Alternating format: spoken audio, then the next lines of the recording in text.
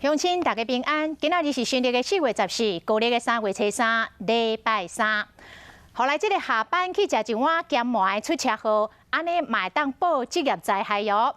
台南一个66岁乡亲上大夜班，也就是上晚班，下班要转去进前，先洗去食一碗咸糜来做早顿，结果伫咧半路出车祸，事后伊要申请到职业灾害的理赔。 也毋过，劳保局认为，伊洗去食咸糜，毋是伫咧要转去的路线，所以袂当来申请。这乡亲感觉无合理，告去法院。法官认为讲，对一个当年住伫咧台南的长辈者来讲，下班了后去食一碗咸糜，这是一天的小幸福，应该考虑在地人生活习惯，所以判这个劳保局败诉。其实哦。 那伫咧这个上下班的半路啊来出车祸，只要是属于日常生活必须的，像去买早顿、去加油、去领钱，或者是接送囡仔等等，拢会当来报职业灾害。小小咸糜，佮有沙白鱼，料真澎湃，这就是台南人上满足的早顿。下班过来吃个饭，再回去休息，这样子还蛮常见的啦。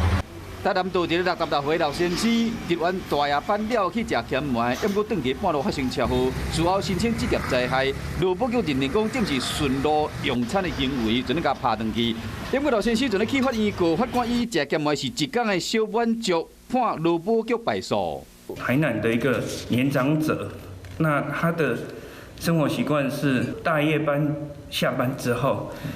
绕个几分钟，4到5分钟去。 吃早餐是符合一个这个适当的情形。我过10分，差一半点钟10分时间啊，都可以通融的，不用特别计较这一点时间。这个个案，我们后来也依据受法院的判决拘束力，劳保局就改核按职业灾害给。它其实不是说一定要是最短距离啦，就是说一般我们日常生活上面可能合理的范围内，法院都会可以把它认定成职灾，但是。 这部分其实很个案判断，那像其他有些个案是说，如果他跟上班的方向完全是反方向，